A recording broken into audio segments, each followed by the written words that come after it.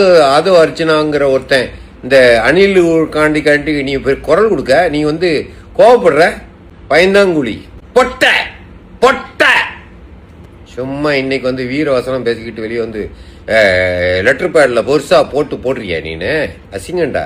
உன்னை நம்பி எத்தனை கோடி பேர் இருந்தோம் திருமாடா, அதில் நானும் ஒருத்தன். ரஜினியுடைய தீவிர பக்தன். எப்படியோ எந்த காலத்துலையோ நான் வந்து அவனுடைய எவ்வளோ காலமோ இன்னைக்கு வரைக்கும் போன படத்து வரைக்கும் முதல் ஷோ பார்த்துட்டு இருக்கிறவன் நான். ஆனால் நீங்கள் வந்து முழுக்க முழுக்க சன் டிவி படங்களில் நடிப்பீங்க, சன் பிக்சர் படங்களில் நடிப்பீங்க, இப்போது யார் உதயநிதி படத்தில் நடிப்பீங்க, இதெல்லாம் நடிப்பீங்க. அவங்க கூடயே தான். இன்னைக்கு எந்த தியேட்டராது உதயநிதி ஸ்டாலின்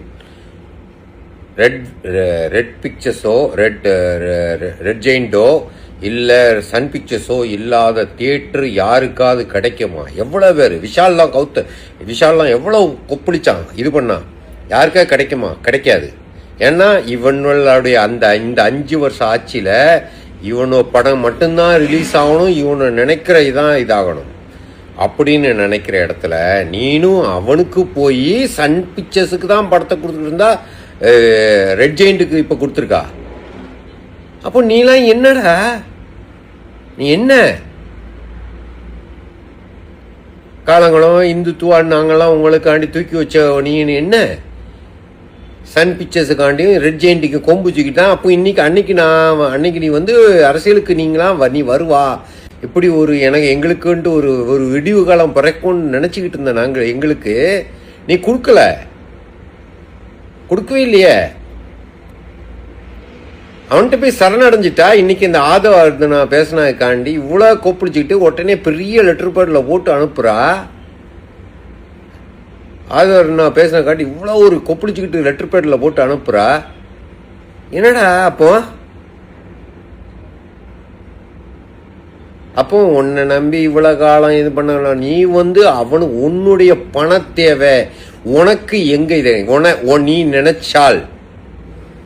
நினைச்சால் அந்த அந்தஸ்துல இருந்தா நான் இந்த மூவிஸ்களுக்கெல்லாம் கொடுக்க மாட்டேன். சன் பிக்சர்ஸ் ரெட் ஜெயிண்ட் கொடுக்க மாட்டேன். நான் வந்து தனியாக தான் இது பண்ணுவேன். நான் தனியாக தியேட்டர் ரிலீஸ் பண்ணுவேன் அப்படின்னு சொன்னா எல்லா தியேட்டரும் உனக்கு கொடுத்துருக்கோம். அவ்வளோ லெவலில் இருந்தும் உன்னால போராட தைரியம் இல்லை. அப்புறம் இன்னைக்கு வந்துக்கிட்டு என்னமோ ஆதவ அர்ச்சனாங்கிற ஒருத்தன் இந்த அணில் காண்டி நீ குரல் கொடுக்க நீ வந்து கோவப்படுற பயந்தாங்குழி டோட்டல் பொட்ட சும்மா இன்னைக்கு வந்து வீரவசனம் பேசிக்கிட்டு வெளியே வந்து லெட்டர் பேட்ல பெருசா போடுறியா நீனு அசிங்கண்டா. உன்னை நம்பி எத்தனை கோடி பேர் இருந்தோம் திருமாடா, அதில் நானும் ஒருத்தன்.